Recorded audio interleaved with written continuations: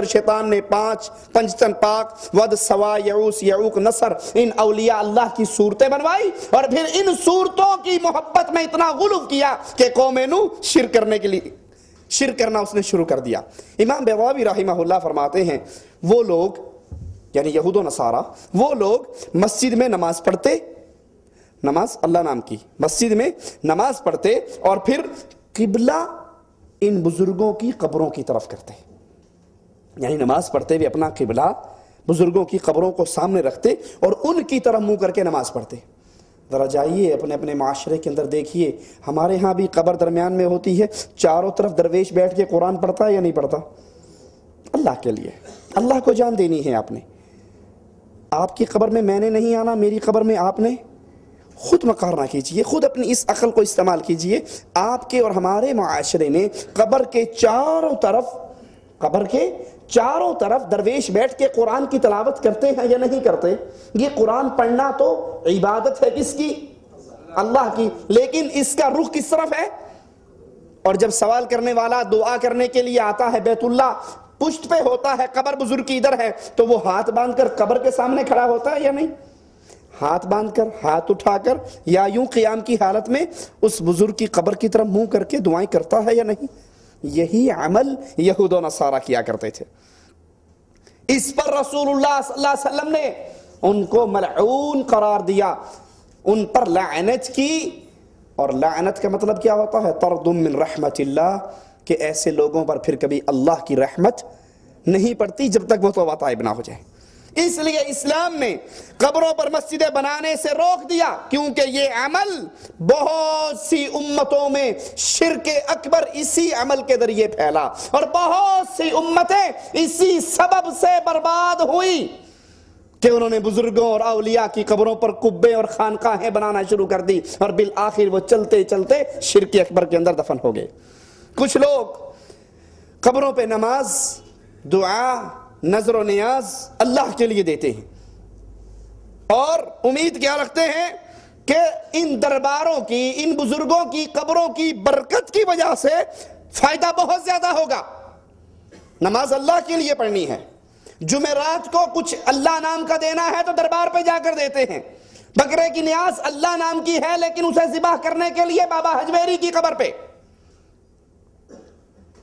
سبیل اللہ نام کی لگانی ہے لیکن وہ سبیل لگتی کہاں پر ہے؟ خواجہ اجمیری کے دربار پہ۔ تو آئیے سوچئے، نماز اللہ کے لیے، دعا اللہ کے لیے، نظر اللہ کے لیے یہ عبادت ہے۔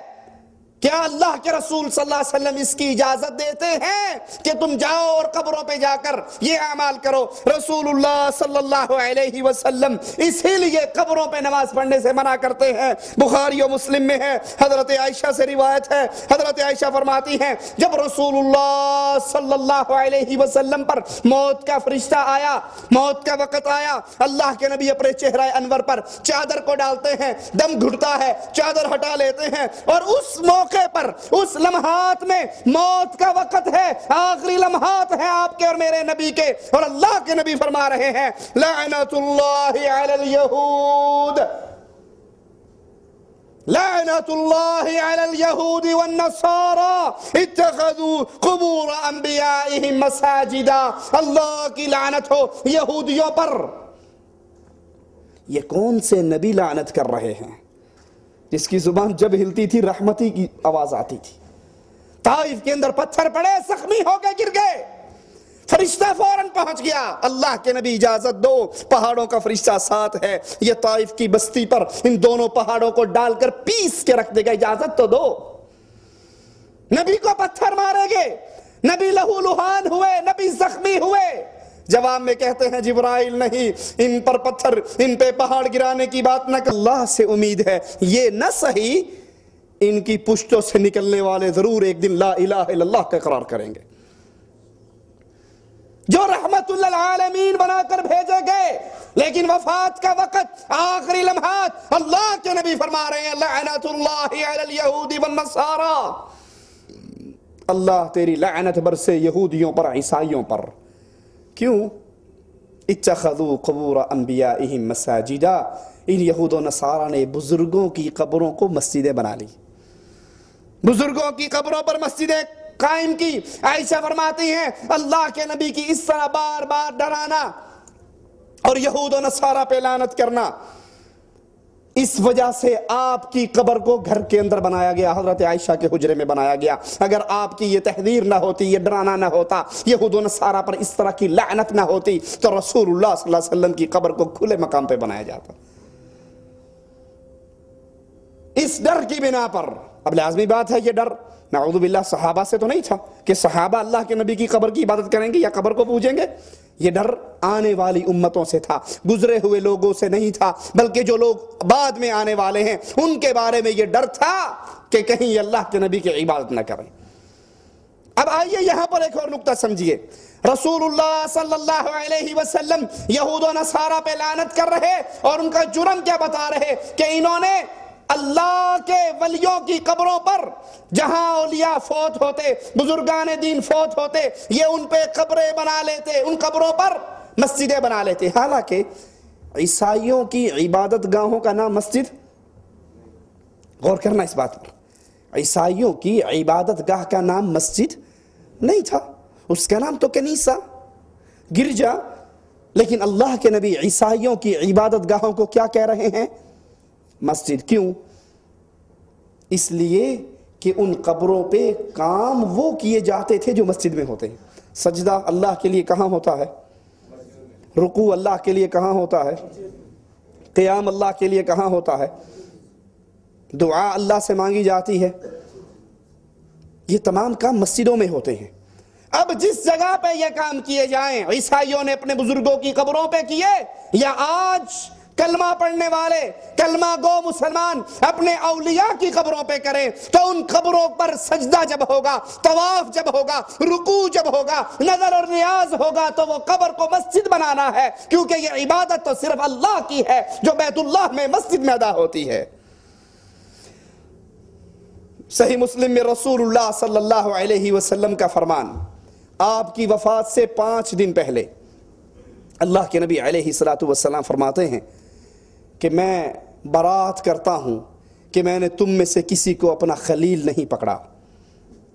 خلیل محبت کا آخری درجہ ہے، محبت کے بعد پھر خلیل کا مقام ہے۔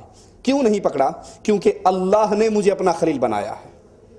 اب میں تم میں سے کسی کو خلیل نہیں بناتا، اور اگر میں تم میں سے کسی کو خلیل بناتا تو ابو بکر صدیق رضی اللہ عنہ وارضاہ کو خلیل پکڑتا۔ یہ دلیل ہے ان رافضیوں کے خلاف جو ابو بکر رضی اللہ عنہ وارضاہ کی تکفیر کرتے ہیں، ان پر تبرہ کرتے ہیں، ان کے بارے میں غلط عقیدے رکھتے ہیں کہ امت کے اندر رسول اللہ صلی اللہ علیہ وسلم کی امت میں نبی کے بعد سب سے افضل ترین ہستی ابو بکر کی ہستی ہے۔ آپ نے فرمایا اگر میں کسی کو خلیل پکڑتا تم میں سے تو ابو بکر صدیق کو پکڑتا۔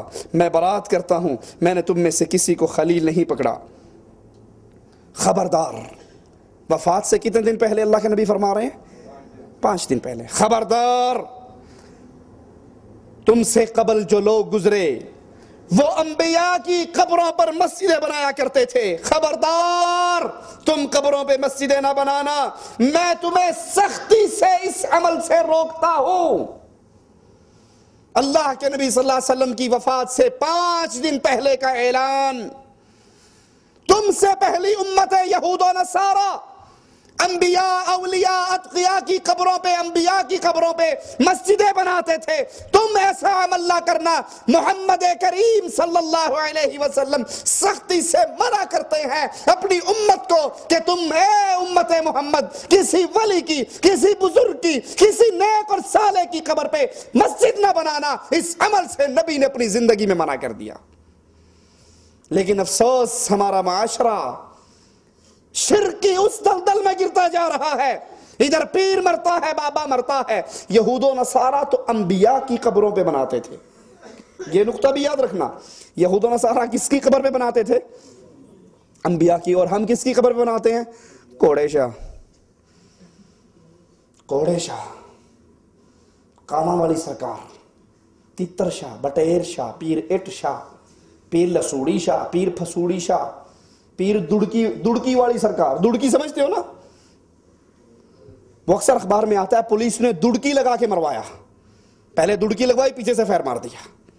میرے گاؤں میں عبدالحکیم سے باہر نکلو تو وہاں پر دربار ہے پیر دڑکی شاہ، میں نے کہا اس کو کس نے دڑکی لگا کے مارا تھا؟ یہود و نصارہ تو پھر انبیاء کو پوجتے تھے اور انبیاء کی قبروں پہ مسجدیں بناتے تھے۔ یہ قوم ایسے شرک میں گری، لاہور میں گھوڑے شاہ کا دربار ہے، ایبٹ آباد میں کھوتے شاہ کا دربار ہے، کہیں طوطے شاہ کا دربار ہے، کہیں لسوڑی شاہ کا ہے، کہیں پھسوڑی شاہ کا ہے، کہیں دڑکی سرکار ہے، کہیں پیر چوپ شاہ ہے، کہیں پیر اٹ شاہ ہے۔ بس شاہ کی پوچھل ساتھ ہونی چاہیے، آگے جو مرضی لگا دو۔ رسول اللہ صلی اللہ علیہ وسلم فرماتے ہیں میں تمہیں سختی سے اس کام سے منع کرتا ہوں۔ اور دوسری بات اس حدیث سے جو اللہ کے نبی کے فرمان سے ثابت ہوتی ہے، آپ نے قبروں پر مسجدیں بنانے کا عمل مشرکین کا عمل قرار دیا۔ قبروں پہ مسجدیں بنانے والے کون ہیں؟ اللہ کے نبی کے فتوے کے مطابق، اللہ کے نبی کے حکم کے مطابق، اللہ کے نبی کے فرمان کے مطابق، اللہ کے نبی کی حدیث کے مطابق یہ عمل کرنے والے مشرکین ہیں۔ اور دوسری بات، ایسے لوگوں پر رسول اللہ صلی اللہ علیہ وسلم کی مبارک زبان سے لعنت برستی ہے۔ قبروں کی طرف منہ کر کے نماز پڑھنا حرام ہے، وہ قبر پیر کی ہو، بابے کی ہو، نبی کی ہو، ولی کی ہو، بزرگ کی ہو، چھوٹے کی ہو، بڑے کی ہو، اس کی طرح منہ کر کے نماز پڑھنا، وہاں قبروں پہ بیٹھ کر اس قبروں کا چار طواف کرنا، اس قبروں پہ چاروں طرف بیٹھ کے قرآن پڑھنا، ہاتھ باندھ کے بابا جی کے سامنے کھڑے ہونا، ہاتھ سینے پہ رکھ کے ان سے سوال کرنا، پکار کرنا، یہ حرام ہے۔ صحیح مسلم میں اللہ کے نبی صلی اللہ علیہ وسلم کے فرمان پہ غور کیجئے، آپ نے فرمایا قبروں پہ مت بیٹھو، قبروں پہ مت بیٹھو۔ جو آج کل ہمارے ہاں قبروں پر بیٹھتے ہیں اسے کیا کہتے ہیں اور اس کی عزت کتنی ہوتی ہے معاشرے میں؟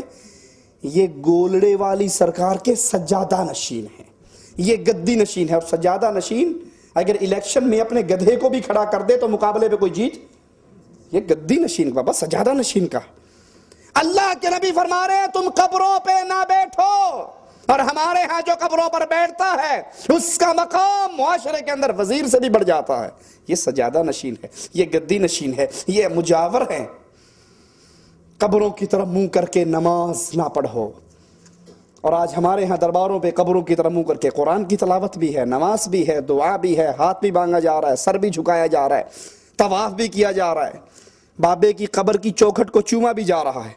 اسی طرح رسول اللہ صلی اللہ علیہ وسلم نے فرمایا غور کرنا، غور کرنا، اللہ کے نبی نے فرمایا لعنتی ہے وہ شخص، ملعون ہے وہ شخص جو قبر پہ چراغ جلاتا ہے۔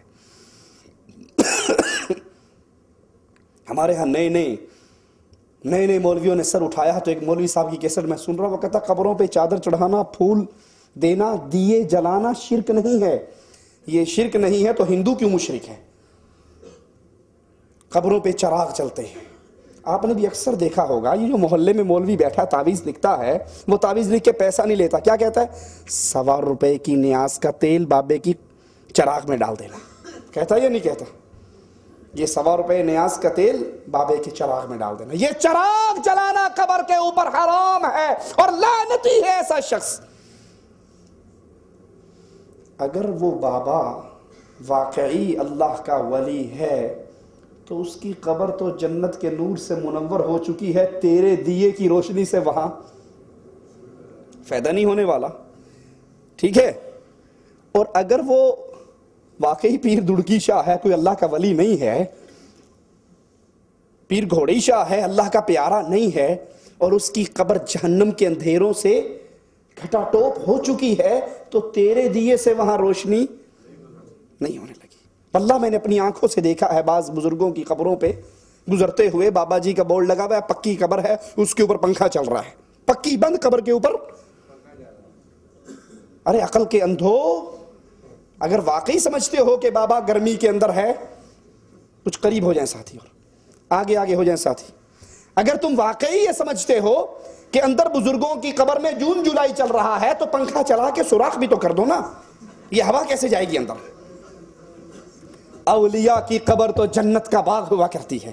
اولیاء کی قبر، بولو، اولیاء کی قبر جنت کا وہاں تیرے 220 پہ چلے ہوئے پنکھے کی ضرورت نہیں ہے۔ اور جس کی قبر جہنم کا گڑھا بن گئی، یہ جہنم تو ایسی خطرناک ہے، اگر جہنم کے دروازوں میں سوئی کے سوراخ جتنا بھی سوراخ ہو جائے، اس سے جو گرمی